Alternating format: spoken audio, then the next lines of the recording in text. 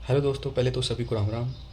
AIIMS में अगर आपने फॉर्म अप्लाई किया है और अगर स्पेशल आपने ओटी असिस्टेंट या हॉस्पिटल अटेंडेंट से फॉर्म अप्लाई किया है तो ये वीडियो आप सबके लिए बहुत इंपॉर्टेंट है, क्योंकि इसमें आज हम 3 टॉपिक कवर करेंगे और तीनों टॉपिक के साथ हम क्वेश्चन करेंगे और क्वेश्चन के बाद आपको 100 क्वेश्चन की पीडीएफ मिलेगी जो इंपॉर्टेंट क्वेश्चन है, जो काफ़ी बार रिपीट हुए हैं। इन टॉपिक में से अगर 3 टॉपिक में से अगर क्वेश्चन पड़ेगा तो बाहर से कुछ भी नहीं आएगा। इन टॉपिक में से वही क्वेश्चन आपको रिपीट होके मिलेंगे। बाकी मैं आपको बता दूँ, मैं Vikram Swami, selected in AIIMS other competitive 8 exams paper qualify.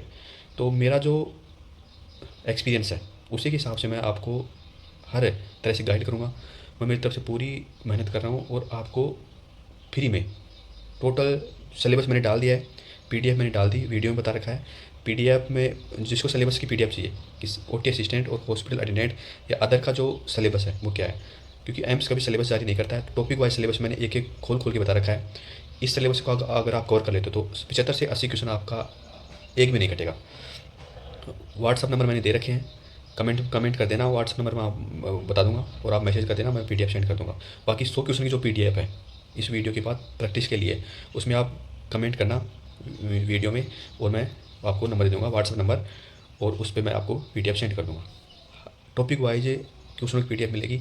इनको अगर आप कवर कर लेते हो, क्योंकि मैंने बहुत मेहनत करके मैं खुद तैयार कर रहा हूँ, एक एक टॉपिक पर मैं काम कर रहा हूँ, तो आपका एक क्वेश्चन बाहर से नहीं निकालने दूँगा। बाकी ये जो हमारा चैनल है ओनली मिडिल क्लास फैमिली में जो अफोर्ड नहीं कर पाते, 2000 को सपोर्ट नहीं कर पाते, ऑलरेडी इसमें 3000 की काफ़ी ज़्यादा फीस महंगी है, जो अफोर्ड नहीं कर पाते उन सब के लिए हमेशा समर्पित रहेगा और फ्री ऑफ कॉस्ट रहेगा।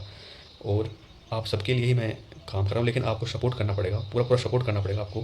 इस वीडियो को हर उस बंदे तक पहुँचनी चाहिए जो एम्स की एग्ज़ाम में बैठेगा और आने वाले टाइम में वो भी ये बोले कि हमने उस चैनल से तैयारी की, उस सर से हमने स्टडी की और आज हमें ये मुकाम हासिल हो गया है। लेकिन सपोर्ट आप करना पड़ेगा, क्योंकि भगवान आपकी तभी मदद करेगा जब आप किसी दूसरे की मदद करते हो। बाकी आपको बता दूँ, पूरा वीडियो में आपको मैं आज हम 3 टॉपिक कवर करेंगे। तीनों टॉपिक के बाद हम क्वेश्चन करेंगे, क्वेश्चन के बाद आपको 100 क्वेश्चनों की पीडीएफ मिलेगी। तो जो भी मैं वीडियो में बोलूँ टॉपिक के बारे में, क्वेश्चन के बारे में, तो आपको ध्यान से बस सुनना है।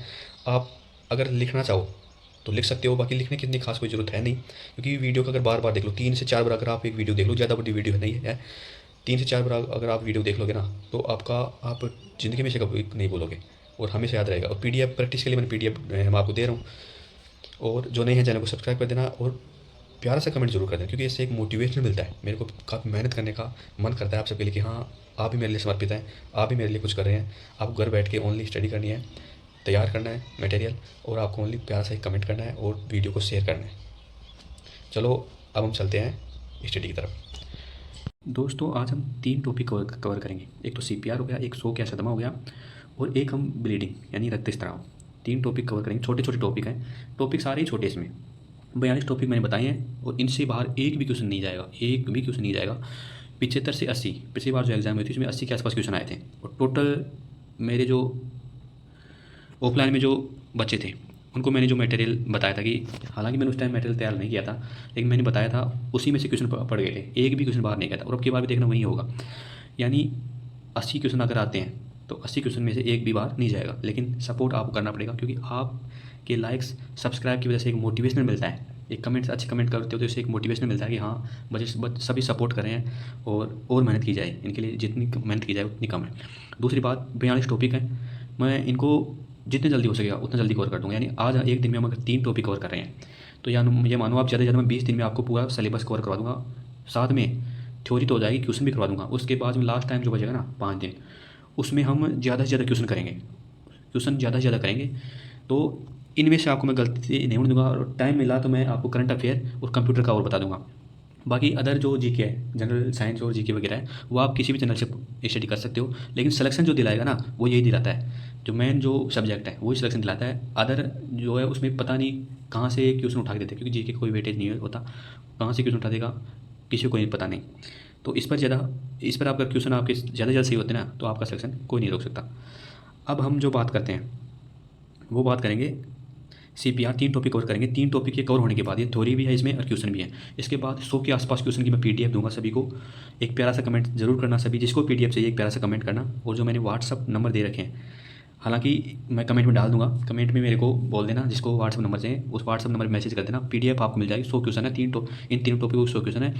इन तीनों टॉपिक वो क्वेश्चन आप तैयार कर लोगे, एक भी क्वेश्चन बाहर नहीं जाएगा अगर इन 3 टॉपिक में क्वेश्चन मतलब पढ़ता है तो। बाकी हम ज़्यादा टाइम ख़राब नहीं करेंगे, सीधे हम बात करते हैं CPR, कार्डियो पल्मोनरी रिससिटेशन। इसकी फुल फॉर्म है, हिंदी और इंग्लिश दोनों लैंग्वेज में है, क्योंकि OT असिस्टेंट की अगर आप में एग्जाम बैठोगे तो इंग्लिश में ही आपको मिलेगा। और बाकी हॉस्पिटल अटेंडेंट वगैरह की, ऑल अटेंडेंट की जितनी भी पोस्ट हैं उनमें अगर आप बैठोगे तो उसमें आपको बाई लैंग्वेज में मिल जाएगा, हिंदी और इंग्लिश दोनों मिल जाएगा। तो इसीलिए मैंने OT असिस्टेंट के लिए इंग्लिश में भी इसको तैयार करवाया। आगे हम बात करते हैं CPR की फुल फॉर्म आपको दे रखी है, कार्डियो पल्मोनरी रिससिटेशन। इसकी भी आपको PDF मिल जाएगी, वीडियो आप मैसेज कर देना, कमेंट्स में मैसेज कर देना, PDF मिल जाएगी, वहाँ मैं नंबर डाल दूँगा। अब बात करते हैं इसकी फुल फॉर्म हो गई। अब इंग्लिश में दे रखा है, इंग्लिश में PDF मिल जाएगी, आप जो OT वाले हैं वो आराम से तैयारी कर सकते हैं। बाकी थोड़ा थोड़ा मैं आपको हर टॉपिक तैयार करूँगा। CPR के बारे में इंग्लिश में दे रखा है, हम थोड़ा सा हिंदी में, क्योंकि ज़्यादा टाइम है, ज़्यादा लंबा वीडियो नहीं, इसलिए इस वजह से। CPR एक आपातकालीन प्रक्रिया है जो तब दी जाती है जब किसी व्यक्ति की सांस या दिल की धड़कन रुक जाती है, यानी किसी की सांस या दिल की धड़कन रुक जाती है तब हम उसको CPR देते हैं। इसमें 30 बार छाती पर दबाव और 2 बार मुँह से सांस लेना शामिल है। किसी को CPR देते हैं तो इसमें 30 बार तो हम छाती पर दबाव देंगे हथेली से, और 2 बार मुँह से सांस देते हैं, यानी 30-2 का अनुपात रहता है। ये याद रखना है, CPR में 30-2 का अनुपात रहता है।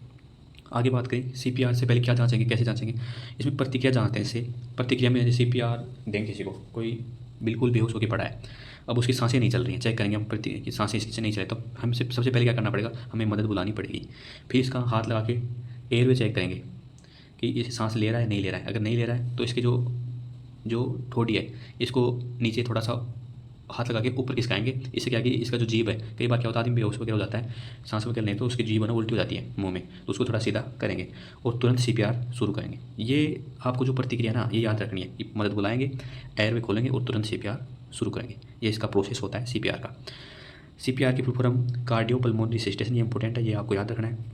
अब क्वेश्चन है, क्योंकि इसमें इतना ही है CPR में, पढ़ाने वाले आपको बहुत गहराई से पढ़ा सकते हैं, लेकिन आपका जो मैंने विभिन्न एम्स में देखा है ना, वो इनमें से क्वेश्चन पड़ेगा आपको, इनमें से बाहर नहीं जाएगा। बाकी कराने में तो मैं भी एक आधे घंटा पूरा CPR में लगा दूँ, लेकिन उससे कोई मतलब नहीं है। जो इंपॉर्टेंट है, क्योंकि टाइम बहुत कम होता है, एम्स में टाइम बहुत कम देता है, और यही कारण है कि हर टॉपिक नहीं पढ़ पाते हैं, और हमें हर टॉपिक कवर करना है जो ज़रूरी है, स्मार्ट स्टडी करनी है। CPR का पूरा नाम मैंने आपको बता दिया, कार्डियो पल्मोनरी रिससिटेशन, ठीक है। CPR में छाती पर दबाव और सांस देने का जो अनुपात होता है वो क्या होता है, 30:2 होता है, ठीक है। आगे हम क्वेश्चन बात करते हैं। CPR में छाती पर दबाव, ये क्वेश्चन रिपीट हो गया, 30:2 होता है। भाई जो जिन्होंने चैनल को सब्सक्राइब नहीं किया, सब्सक्राइब कर देना, लाइक जरूर कर देना, क्योंकि आपका एक लाइक मोटिवेशनल देता है। आगे हम बात करें CPR के दौरान वयस्क की छाती पर कितना गहराई तक दबाव देना, यानी CPR के दौरान कोई वयस्क है तो उसकी छाती पर कितना गहराई तक अंदर तक दबाव देना चाहिए।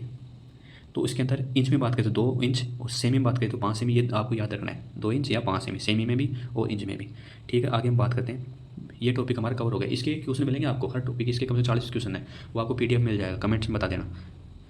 ब्लीडिंग, रक्तस्राव की बात करते हैं। Bleeding is the loss of blood from the circulatory system, ठीक है। आगे हम थोड़ा सा, इसमें ज़्यादा लंबी वीडियो नहीं, इसलिए मैं हिंदी में थोड़ा सा वहाँ बता देता हूँ। रक्तस्राव का मतलब है शरीर से खून बहना। सब समझते हैं कि ब्लीडिंग है, रक्तस्राव का मतलब ये होता है कि शरीर से खून बह रहा है, कहीं से भी मतलब कट हो गया या खून बह रहा है, इसी को बोलते हैं रक्तस्राव। प्रकार, रक्तस्राव कई प्रकार का होता है। अगर धमनियों से अगर रक्त बह रहा है तो चमकदार लाल बहेगा, सिरा से अगर रक्त बह रहा है तो गहरा लाल, और केशिका से अगर रक्त बह रहा है तो धीमा रिसाव होगा।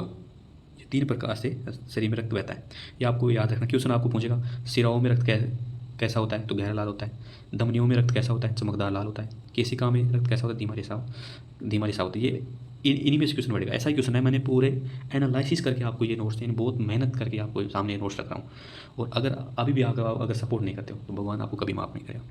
प्राथमिक उपचार में क्या करेंगे, अगर रक्तस्राव हो रहा है तो प्राथमिक उपचार में हम क्या करेंगे, पहले जहाँ भी रक्तस्राव हो रहा है शरीर को उसके ऊपर सीधा हम दबाव डालेंगे, रक्त को रोकने के लिए सीधा दबाव, हाथ से सीधा दबाव डाल दिया।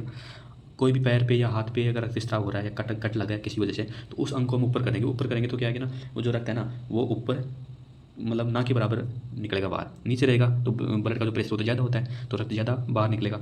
और अगर आप किसी उस अंग को जहाँ कट हो रहा है, जहाँ से रक्त बह रहा है उसको हम ऊपर कर देते हैं तो जो प्रेशर है शरीर से रक्त का वो कम हो जाता है और रक्त कम बहने लग जाता है, और साफ पट्टी उस पर बांध देंगे। यानी ये इसका प्राथमिक उपचार है। सबसे पहले हम सीधा दबाव डालेंगे, अंग को ऊपर उठाएंगे और साफ पट्टी बांध देंगे। इसमें इतना ही है बस। आगे ब्लीडिंग या रक्तस्राव संबंधी थोड़े से जो क्वेश्चन है, कौन सा रक्तस्राव चमकदार लाल होता है और फुहारे की तरह निकलता है? चमकदार लाल और फुहार की तरह तो धमनियों में आर्टरियल या धमनियों में निकलता है, ठीक है। अब हम बात करते हैं बाहरी रक्तस्राव को नियंत्रित करने का पहला कदम क्या है। बाहरी जो रक्तस्राव है इसको नियंत्रित करने के लिए पहला जो कदम है वो मैंने पहले भी आपको बता दें कि सीधा उसके ऊपर हम दबाव डालेंगे, उसके बाद हम उसको ऊपर करेंगे, हमको ऊपर पट्टी बांध देंगे, ठीक है। अब तीसरे टॉपिक की हम बात करें, शोक या सदमा। सदमा या शोक क्या होता है, यानी किसी को चक्कर आके कोई गिर गया, इसे ही हम शोक या सदमा कहते हैं, ठीक है। सदमा एक जानलेवा स्थिति है। हाँ, अगर किसी को अचानक चक्कर आ गया तो किसी भी चीज़ पे पड़ सकता है, पत्थर के ऊपर पड़ सकता है, छत के ऊपर है तो नीचे पड़ सकता है, यानी ये कि बहुत जानलेवा स्थिति है। अचानक कहीं किसी भी चीज़ के ऊपर गिर सकता है वो। जब शरीर के अंगों को पर्याप्त रक्त नहीं मिलता तब आदमी को चक्कर आ जाता है, या सदमा लग जाता है या शोक लग जाता है। शरीर के अंगों को पर्याप्त रक्त नहीं मिलता तब। लक्षण, इसके लक्षण क्या है, शोक या सदमा या चक्कर आने के लक्षण क्या है? चेहरा जो होता है पीला हो जाता है, तेज़ नाड़ी हम हाथ की नाड़ी चेक करते हैं, वो तेज़ नाड़ी हो जाती है, मतलब तेज़ नाड़ी स्टार्ट हो जाती है। बीपी लो हो जाती है, कम बीपी हो जाती है। ठंडी व पसीनेदार त्वचा, यानी ठंडा पसीना आता है और पसीना आएगा लेकिन वो ठंडा आएगा, ये इसके लक्षण होते हैं। लक्षण पूछ लेगा शोक या सदमा क्या लक्षण है, ऑप्शन दे देगा यार, सही कौन सा है वो आपको चूज करना है। तो इनसे बाहर नहीं जाएगा, आप विश्वास रखना, जो मैं बोल रहा हूँ वैसे वैसे करते जाओ, आपके 75 से 80 क्वेश्चन में गारंटी मैं लेता हूँ। प्राथमिक उपचार में क्या करेंगे, ये तो लक्षण हो गए। प्राथमिक उपचार क्या करेंगे, पीड़ित को लेटाएंगे। अगर उसको चक्कर आ गया, सदमा लगा है, शोक लगा है तो उसको हम सीधा लेटा देंगे। उसके जो पैर हैं उनको उठा देंगे। पैर को उठाने के मतलब सदमा किसके कारण लगता है कि जो मस्तिष्क है उसमें प्रॉपर जो रक्त है ना वो नहीं पहुंच पाता, इससे आदमी चक्कर आके गिर जाता है। तो पीड़ित को हम लेटा देंगे, उसके पैर ऊपर उठा देंगे, तो जो पैरों का जो रक्त है वो उसका उधर से प्रेशर बढ़ जाएगा और ये प्रॉपर मस्तिष्क तक रक्त सप्लाई हो जाएगी। गर्म रखें, उसके पैरों को बिल्कुल थोड़ा गर्म रखेंगे, हथेलियों को मतलब गर्म रगड़ेंगे, हाथ से उसकी जो पैरों की जो है ना उसको हम रगड़ेंगे और इमरजेंसी सेवा को तुरंत बुलाएंगे। ये इसका प्राथमिक उपचार है। पीड़ित को लेटाएंगे, पैर ऊपर उठाएंगे, गर्म रखेंगे और इमरजेंसी सेवा को बुलाएंगे। इसके थ्रू ये क्वेश्चन है, निम्न में से कौन सदमे का लक्षण है? ठंडी और पीली त्वचा, बिल्कुल ये है। सदमे में व्यक्ति के लिए सबसे पहले क्या करना चाहिए? सबसे पहले क्या करेंगे, हम उसको आराम से लिटाकर पैर ऊपर उठाएंगे, ठीक है। अब ये थोड़े से क्वेश्चन हैं। CPR का प्रोनाम कार्डियोपल्मोनरी रेसिस्टेशन। धमन्य रक्तस्राव का रंग, धमनियों में जो रक्तस्राव है तो उसका रंग क्या होता है? चमकदार लाल होता है। रक्तस्राव के प्राथमिक उपचार में, रक्तस्राव या ब्लीडिंग हो रही है तो उस प्राथमिक उपचार में क्या करेंगे, सीधे दबाव डालेंगे, ठीक है। सदमे का एक प्राथमिक लक्षण क्या है? सदमे यानी शोक लग गया या चक्कर आ गया तो उसको पीली या ठंडी त्वचा हो जाती है। CPR और कृत्रिम सांसें शामिल होती हैं, यानी CPR में छाती पर दबाव, और CPR में हम छाती पर दबाव के द्वारा भी CPR देते हैं। एक CPR उसके द्वारा मशीन के द्वारा दिया जाता है जिसमें छाती पर दबाव डाला जाता है। ये हो गए। अब ये तो हमने कवर कर लिया 3 टॉपिक, इससे बाहर नहीं जाएगा, लेकिन हमें क्वेश्चन करना जरूरी है क्योंकि पूछेगा तो इसी में से, लेकिन क्वेश्चन को घुमा देता है और वो हमारा प्रैक्टिस से ही सही होगा। तो प्रैक्टिस के लिए मैंने 100 क्वेश्चन, तीनों टॉपिक के मैंने 100 क्वेश्चन तैयार किए, वो PDF मेरे पास है। अब आपका संपर्क होगा तभी मैं आपको PDF भेज पाऊँगा। यूट्यूब पर मैं PDF अपलोड नहीं कर पाऊँगा, इस वजह से आपको लाइक तो करना ही है और चैनल को सब्सक्राइब करना है जो नहीं है, क्योंकि आपके सपोर्ट से मेरे को मोटिवेशन मिलता है और मैं और ज़्यादा मेहनत करता हूँ। और आपकी बार जो मिडिल क्लास के जो बच्चे हैं, टोटल सीट उन्हीं की होनी चाहिए। इसलिए एक प्यारा सा कमेंट कर देना और कमेंट में लिख देना किस किस को PDF चाहिए। PDF मैं व्हाट्सअप नंबर दे दूँगा और तुरंत आप मैसेज कर देना और मैं PDF सेंड कर दूँगा। और अपने दोस्तों को भी शेयर करना PDF, क्योंकि आप किसी का भला करते हो तो भगवान आपका भला करता है। खुश रहा करो, मस्त रहा करो, पॉजिटिव रहा करो। धन्यवाद।